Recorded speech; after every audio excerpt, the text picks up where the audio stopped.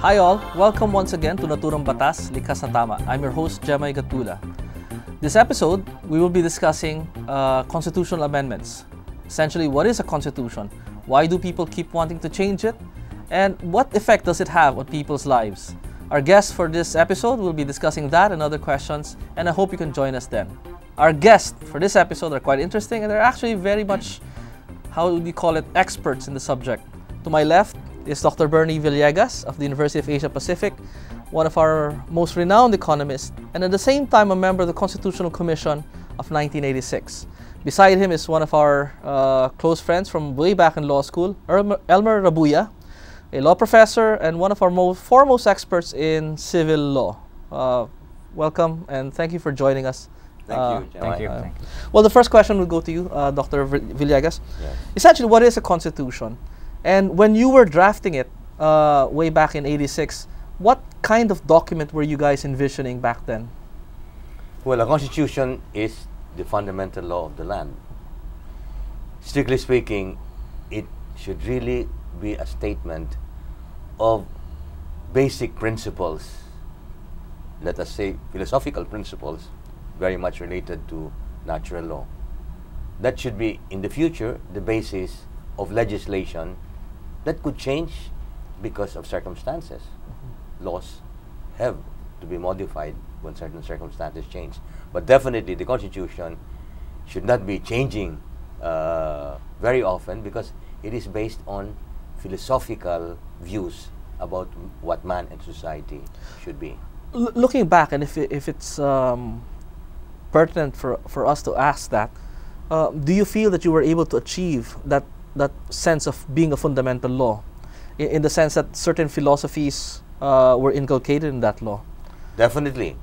The first part on the statement of Declaration of Principles, I think that should stay forever as far as I'm concerned. No? However, and this is the very big defect of the Philippine Constitution that we drafted, we went into so many details that should not be in the fundamental law of the land. Such as that the Philippine economy should be controlled by Filipinos. That statement is not a philosophical statement. That is based on circumstances. And that is why if we can help the poor, and it's our biggest problem today, and get a lot of foreigners to control enterprises, I think we should do that. But I guess you when you were drafting along with the other members of the Constitutional Commission, the Constitution, then there was a fine balance that you had to essentially tread between making it a very fundamental document, but at the same time quite flexible to meet the adjusting needs of the time. But that's the problem. It was not flexible enough, and that is why there are so many calls for changing the Constitution.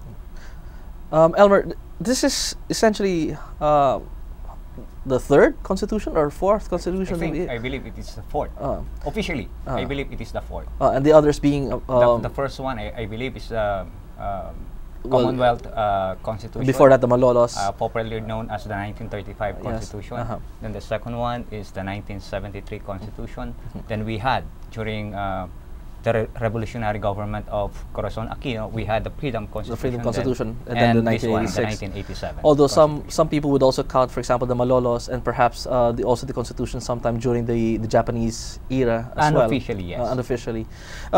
Could you tell me what were the need? Why was there a need in the first place? And perhaps this is also a question we could throw to Dr. Villegas. Why was there a need in the first place to change the 1973 Constitution? Considering that, I mean, it was a functioning constitution anyway. What was the need for that? What provisions do you think that people found to be quite in need of change? The clamor for changing the 1973 Constitution was brought by the events that transpired during the 1986 EDSA Revolution. After the EDSA Revolution, we then had a freedom constitution under the government of Corazon Aquino, and basically the EDSA revolution was in reaction to the excesses of the martial law. So is it fair to say that actually there was really no need to change the 73 constitution, but because of certain political sentiments, they made a change from the 1970 to 1986 or 1987 constitution. I guess we can say that, but I believe that there was really a need to change the 1973 constitution because the 1973 constitution, too much powers were vested upon the President of the Republic of the Philippines under the 1973 constitution. Was there that sentiment that the power was actually very much concentrated, a singular source? And of course everybody would know that there was a huge shift from the parliamentary form of government that was in the 73 now into the 87 constitution, which is a little bit strange because now people want to shift back to the parliamentary form of government. What can you say to that? Well, there was a great sentiment, especially among the members of the Constitutional Commission, that the 1973 Constitution was completely crafted by Marcos to enable him to remain indefinitely as the head of state.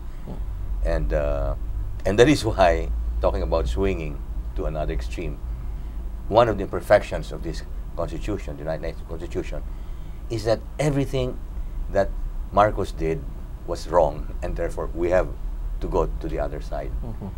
Parliamentary was wrong, therefore we should go to presidential form.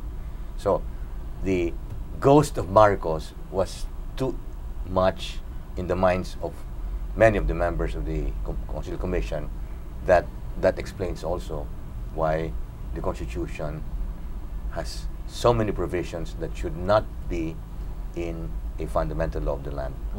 Well, stepping back for a little bit, you also mentioned the 1935 Constitution, and I think the 1935 would serve as a template for 73 and later on the 1987 Constitution.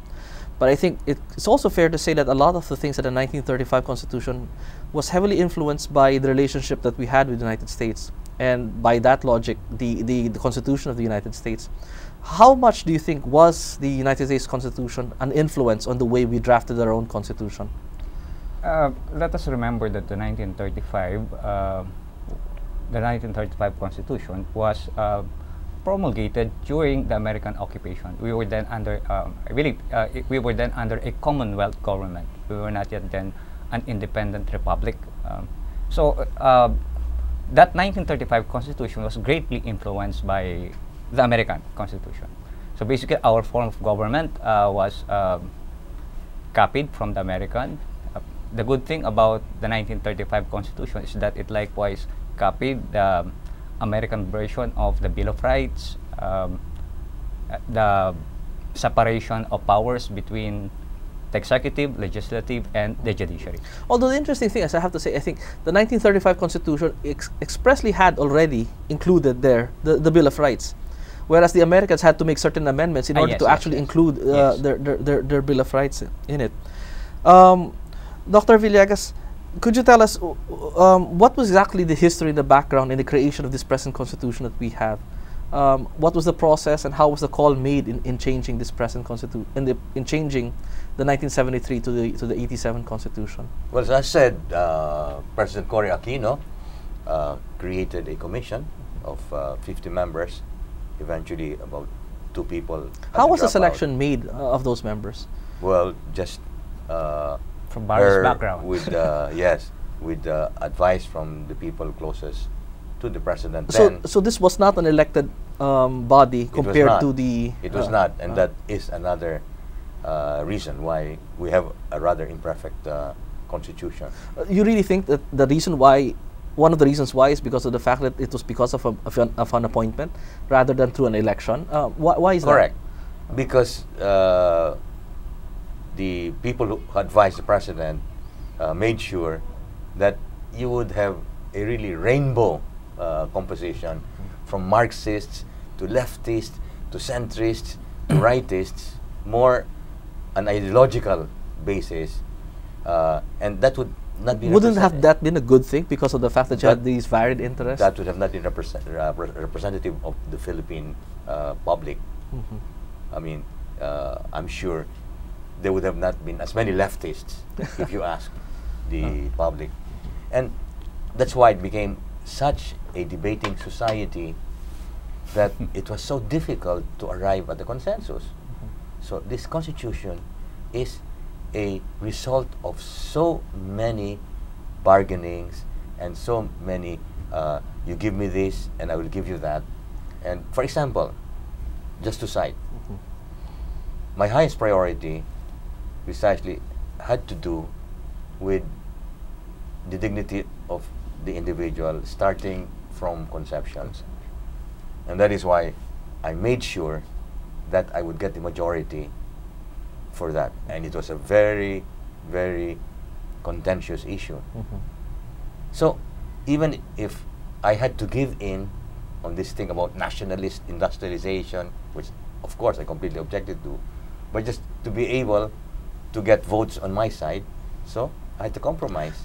But I think one of the ironic things about it is that you were saying that there were a lot of debates and a lot of discussions. Yes. But I think when I look at it, the Constitution was actually drafted in pretty much short a period of time. Oh, and yes. would you also say that there was sufficient enough time for the people to be able to digest and to make a sufficient sufficiently reasonable decision when they ratified it back in '87? Well, no. I think if you ask whether the people were able to study what we wrote, I'm sure they did not. But what was the need for the rush? I mean, we had the Freedom Constitution, as you mentioned. So what was the need for the rush at that time? President Aquino rightly did not want to rule as a dictator because she could make decisions. She could issue an executive order. And to her credit, she wanted democracy to be really restored as early as possible. Okay. Well, that's quite interesting. Well, hope you can join us, continue to join us after this break, and see you then.